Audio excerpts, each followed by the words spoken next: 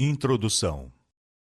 Este volume trata de assuntos da história bíblica, assuntos que em si mesmos não são novos, mas apresentados aqui de um modo que lhes dá nova significação, revelando motivos de ação, mostrando o importante propósito de certos movimentos e realçando alguns aspectos que são apenas mencionados sucintamente na Bíblia. As cenas têm assim uma vividez e importância que tendem a causar impressões recentes e duradouras. É lançada tal luz sobre o relato bíblico que revele mais cabalmente o caráter e os desígnios de Deus, manifeste os ardis de Satanás e a forma pela qual será finalmente destruído o seu poder. Aponte a debilidade do coração humano e mostre como a graça de Deus tem habilitado os homens a serem vitoriosos na batalha contra o mal. Tudo isso está em harmonia com o que Deus tem demonstrado ser o seu propósito ao desdobrar as verdades de sua palavra para os seres humanos.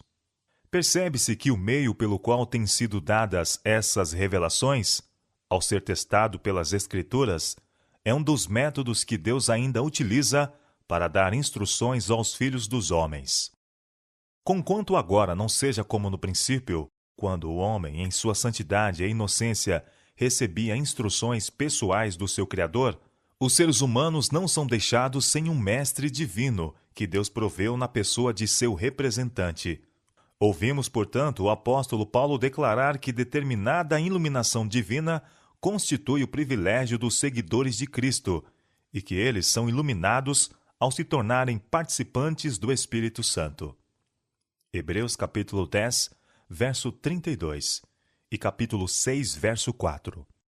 João também afirma: Vós possuís unção que vem do Santo. 1 São João capítulo 2, verso 20. E Cristo prometeu aos discípulos, ao estar prestes a deixá-los, que lhes enviaria o Espírito Santo como consolador e guia, para conduzi-los a toda a verdade.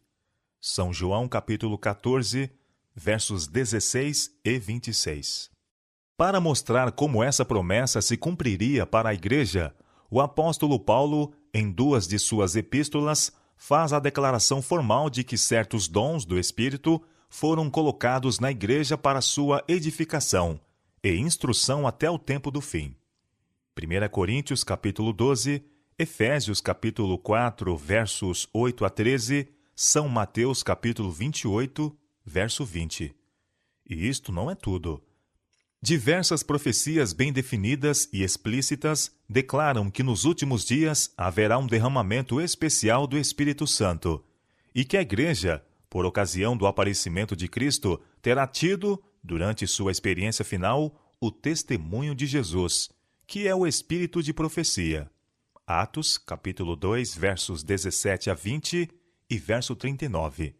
1 Coríntios, capítulo 1, verso 7, e Apocalipse, capítulo 12, verso 17, capítulo 19, verso 10. Vemos nestes fatos uma evidência do cuidado e do amor de Deus por seu povo, pois a presença do Espírito Santo, como consolador, mestre e guia, tanto nos seus métodos de atuação ordinários como extraordinários, certamente é necessária à Igreja, ao enfrentar os perigos dos últimos dias, mais do que em qualquer outra parte de sua experiência. As Escrituras apontam para diversos meios pelos quais o Espírito Santo operaria no coração e na mente dos homens para iluminar-lhes o entendimento e guiar-lhes os passos. Entre estes, encontram-se as visões e os sonhos. Seria deste modo que Deus ainda se comunicaria com os seres humanos. Eis a sua promessa a este respeito. Ouve agora as minhas palavras. Se entre vós há profeta, eu, o Senhor, em visão a ele me faço conhecer, ou falo com ele em sonhos.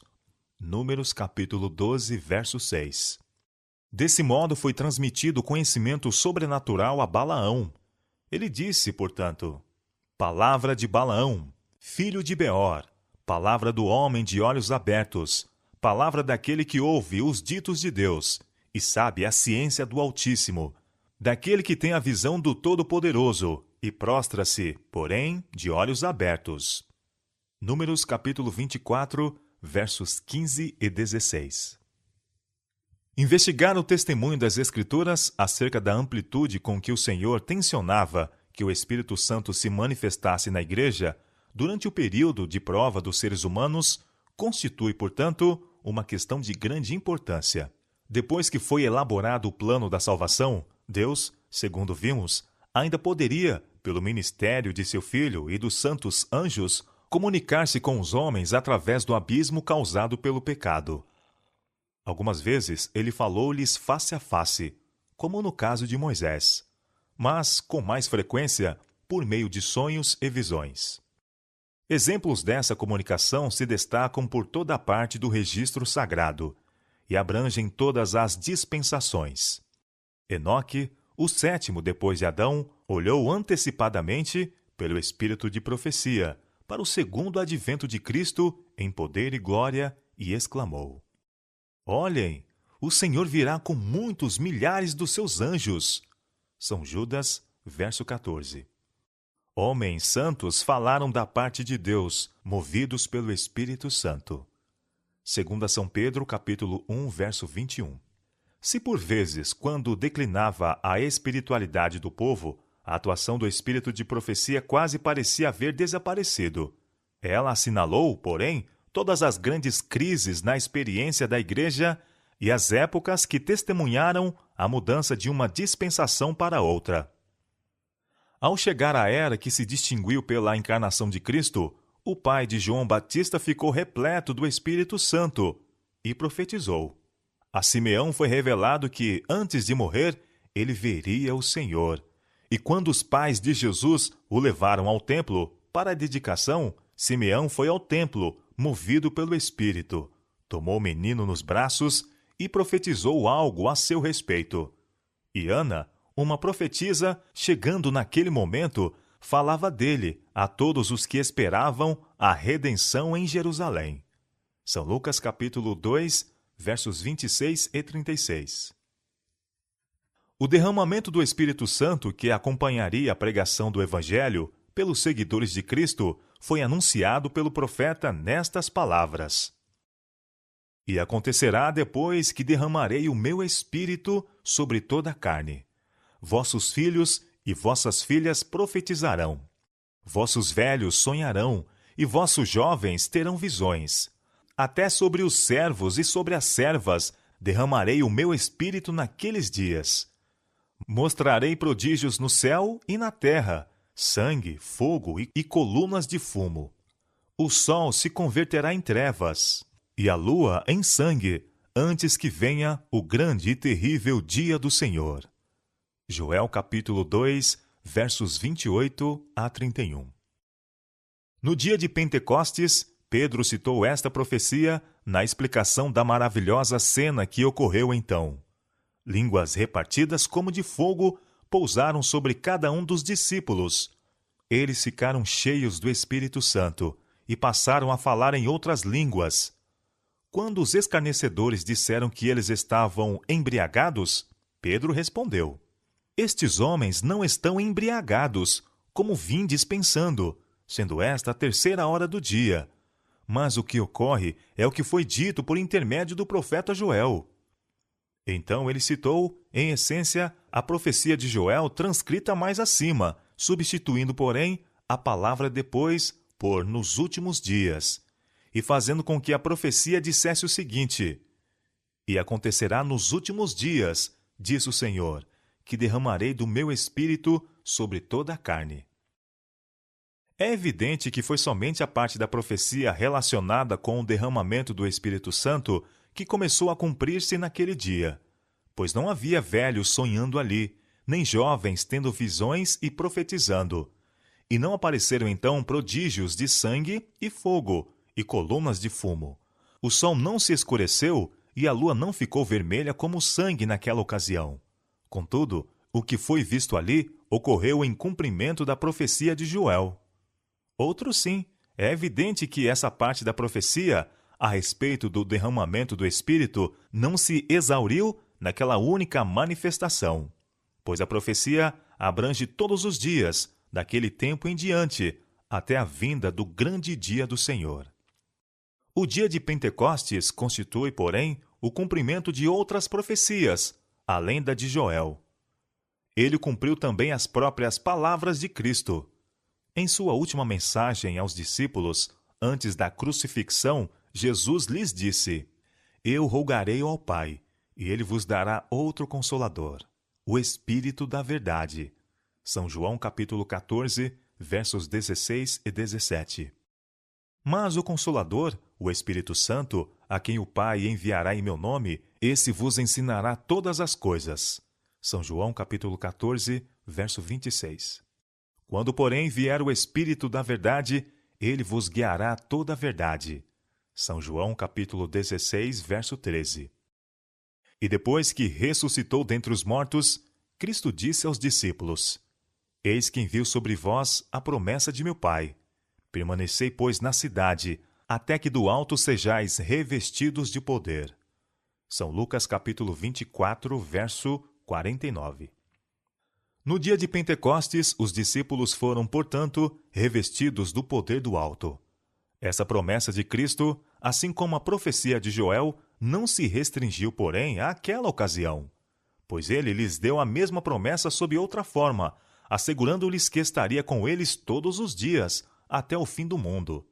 São Mateus capítulo 28, verso 20.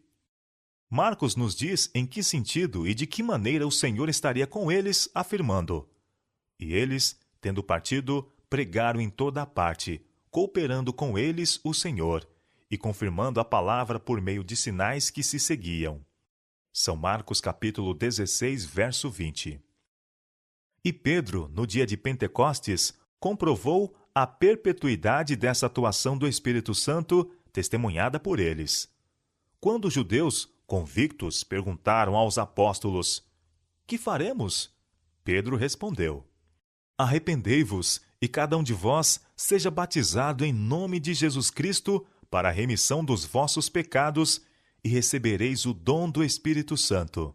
Pois para vós outros é a promessa, para vossos filhos e para todos os que ainda estão longe, isto é, para quantos o Senhor nosso Deus chamar. Atos capítulo 2, versos 37 a 39. Isto certamente confirma a atuação do Espírito Santo na Igreja, mesmo em suas manifestações especiais por todo o tempo futuro.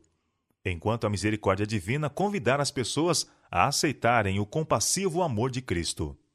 28 anos mais tarde, em sua carta aos Coríntios, Paulo expôs perante essa igreja um argumento formal sobre essa questão, dizendo: A respeito dos dons espirituais, não quero, irmãos, que sejais ignorantes. 1 Coríntios capítulo 12, verso 1. Tão importante era para ele que este assunto fosse compreendido na igreja cristã. Depois de afirmar que, embora o Espírito seja um, há diversidades de realizações, e explicar quais são essas diversidades, ele apresenta a figura do corpo humano, com os seus vários membros, para mostrar como a igreja se compõe de diversos dons e funções.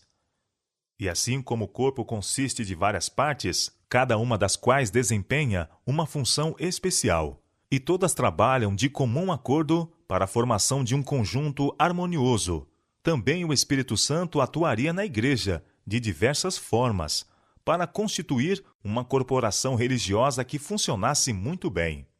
Paulo prossegue, então, com estas palavras: A uns estabeleceu Deus na igreja, primeiramente apóstolos, em segundo lugar, profetas, em terceiro lugar, mestres, depois, operadores de milagres, depois, dons de curar, socorros, governos, variedades de línguas.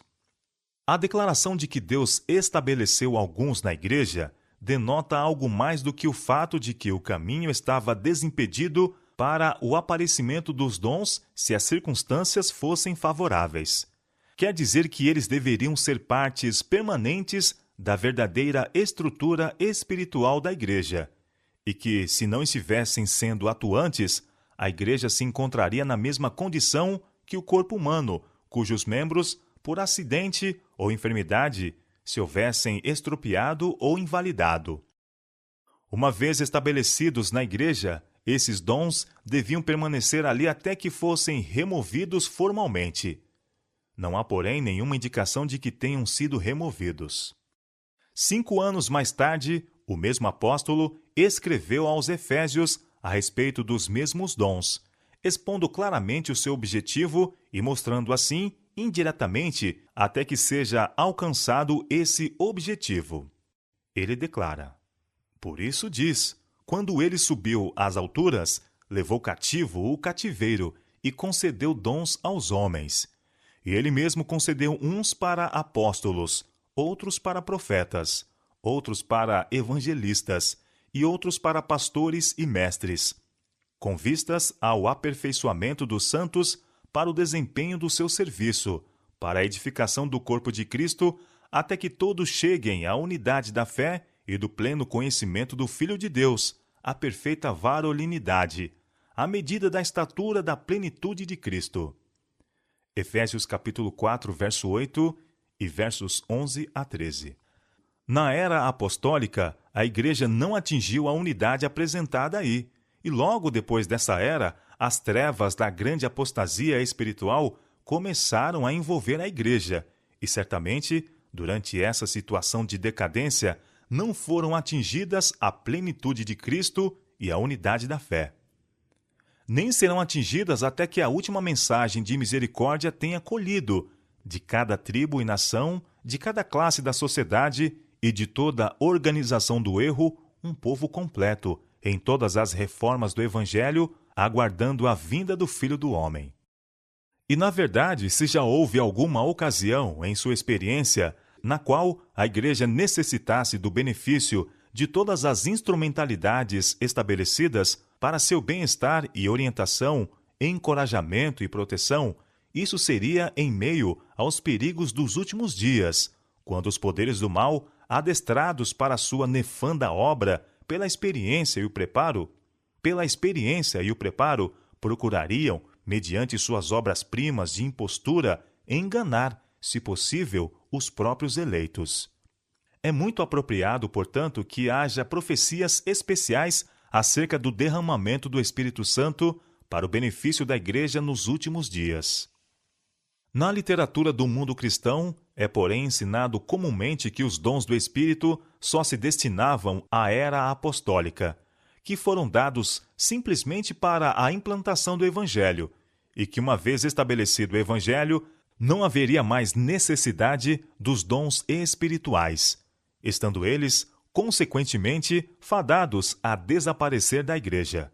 Mas o apóstolo Paulo advertiu os cristãos de seu tempo dizendo que o mistério da iniquidade já estava operando e que depois de sua partida penetrariam entre eles lobos vorazes que não poupariam o rebanho, e também que dentre eles mesmos se levantariam homens falando coisas pervertidas para arrastar os discípulos após si. Atos capítulo 20, versos 29 e 30. Não poderia ser, portanto, que os dons colocados na igreja para protegê-la desses males estivessem prestes, quando chegasse esse tempo, a desaparecer, como se houvesse realizado seu objetivo, pois sua presença e ajuda, nessas circunstâncias, seria mais necessária do que quando os próprios apóstolos estavam no palco da ação. Na carta de Paulo à igreja de Corinto, encontramos outra declaração, a qual demonstra que o conceito popular da duração temporária dos dons não pode ser correto. É o seu contraste entre o atual estado imperfeito e a gloriosa condição imortal a que finalmente chegará o cristão. Nos versos 9 e 10 de 1 Coríntios capítulo 13, ele diz: porque em parte conhecemos, e em parte profetizamos. Quando, porém, vier o que é perfeito, então o que é em parte será aniquilado. Ele ilustra mais ainda o estado atual, comparando-o ao período da infância, com sua fraqueza e imaturidade de pensamento e ação, e a situação perfeita, a condição de uma pessoa adulta, com sua visão mais clara, maturidade e força. E inclui os dons entre as coisas que são necessárias na situação atual e imperfeita, mas que não precisaremos mais quando chegar o estado de perfeição. Agora, diz ele, vemos como em espelho, obscuramente. Então veremos face a face. Agora conheço em parte, então conhecerei como também sou conhecido. Verso 12 do capítulo 13 de 1 Coríntios. Em seguida, ele declara quais são as virtudes adaptáveis à condição eterna e que existirão ali: a fé, a esperança e o amor. Estes três, porém o maior destes é o amor. Isto explica o que é declarado no verso 8. O amor jamais acaba. Isto é, a virtude celestial do amor durará para sempre. Ele é a suprema glória da futura condição imortal dos seres humanos. Mas, havendo profecias, desaparecerão. Chegará o tempo em que as profecias não serão mais necessárias, e o dom de profecia, como um dos meios de ajuda na igreja, deixará de ser exercido. Havendo línguas, cessarão. Isto é, o dom de línguas não terá mais utilidade. Havendo ciência, passará. O conhecimento, não na forma abstrata, mas como um dos dons especiais do Espírito Santo, tornar-se-á desnecessário pelo conhecimento perfeito de que seremos dotados no mundo eterno. Pois bem, se adotarmos a posição de que os dons cessaram com a era apostólica, porque não eram mais necessários, estaremos dando a entender que o período apostólico foi a época fraca e infantil da igreja, em que tudo era visto como em espelho, obscuramente. Mas a época que se seguiu, na qual apareceriam lobos vorazes que não perdoariam o rebanho, e em que, até mesmo na igreja, se levantariam homens falando coisas pervertidas para atrair discípulos após si, foi um período de perfeita luz e conhecimento, no qual desaparecera o conhecimento imperfeito, pueril e obscurecido dos tempos apostólicos. Pois importa lembrar que os dons só cessam quando é atingido um estado de perfeição, porque isso faz com que não sejam mais necessários. No entanto, ninguém, em seu juízo perfeito, poderá manter, nem que seja por um momento, o conceito de que a era apostólica foi inferior, em elevação espiritual, a qualquer período posterior. E se os dons foram necessários naquele tempo, certamente são necessários agora. Entre as instrumentalidades que o apóstolo, em suas cartas aos Coríntios e aos Efésios, apresenta como dons estabelecidos na igreja, encontram-se os pastores, mestres, socorros e governos. E todos estes são reconhecidos em toda parte como estando ainda presentes na igreja. Por que não, portanto, também os outros, como a fé, os dons de curar, a profecia? Quem é competente para traçar a linha separatória e dizer que dons foram eliminados da igreja, se no começo todos foram igualmente incluídos nela? Tem-se feito alusão a Apocalipse capítulo 12, verso 17, como uma profecia de que os dons seriam restaurados nos últimos dias. O exame do seu testemunho confirma este conceito. O texto fala do remanescente da descendência da mulher. Admitindo-se que a mulher constitui um símbolo da igreja, sua descendência seriam os membros individuais que compõem a igreja em qualquer tempo, e o restante da sua descendência seria a última geração de cristãos ou os que estiverem vivendo na terra por ocasião da segunda vinda de Cristo. O texto também declara que essas pessoas guardam os mandamentos de Deus e têm o testemunho de Jesus. E no capítulo 19, verso 10, é explicado que o testemunho de Jesus é o espírito de profecia, o qual constitui, entre os dons, aquele que tem sido denominado o dom de profecia. A colocação dos dons na igreja não denota que cada membro irá exercê-los individualmente. Em 1 Coríntios, capítulo 12, verso 29, o apóstolo pergunta o seguinte a esse respeito: porventura todos são apóstolos? Ou todos profetas? São todos mestres? A óbvia resposta é: não. Os dons são, porém, repartidos entre os membros segundo apraz a Deus. Contudo, é declarado que esses dons foram estabelecidos na igreja, e se um dom é concedido a determinado membro da igreja, pode-se dizer que esse dom está na igreja, ou que a igreja o possui. Por conseguinte, a última geração deveria ter, e acredita-se que tem agora, o testemunho de Jesus ou o dom de profecia. Outro trecho das Escrituras, que evidentemente foi escrito com referência aos últimos dias, salienta claramente o mesmo fato. 1 Tessalonicenses capítulo 5. O apóstolo inicia o capítulo com estas palavras: Irmãos, relativamente aos tempos e às épocas, não há necessidade que eu vos escreva, pois vós mesmos estáis inteirados com precisão de que o dia do Senhor vem como ladrão de noite. No verso 4, ele acrescenta: Mas vós, irmãos, não estáis em trevas, para que esse dia como ladrão vos apanhe de surpresa. Então lhes faz diversas admoestações referentes a esse acontecimento, entre as quais se encontram as seguintes: Não apagueis o espírito, não desprezeis profecias, julgai todas as coisas, retende o que é bom. Versos 19 a 21. E no verso 23, ele ora para que aqueles mesmos que assim tivessem de lidar com profecias fossem conservados íntegros e irrepreensíveis na vinda do Senhor. Em vista dessas considerações, não temos razões suficientes para crer que o dom de profecia será manifestado na igreja nos últimos dias e que por meio dele será comunicada muita luz e transmitidas muitas instruções oportunas? Todas as coisas devem ser tratadas de acordo com a regra do apóstolo: julgai ou examinai todas as coisas, retende o que é bom, e ser provadas pela norma do Salvador. Pelos seus frutos os conhecereis. Apelando para essa norma em favor do que se apresenta como uma manifestação do dom de profecia, recomendamos este volume à consideração dos que creem que a Bíblia é a palavra de Deus e que a Igreja constitui o corpo do qual Cristo é a cabeça. Urias Smith.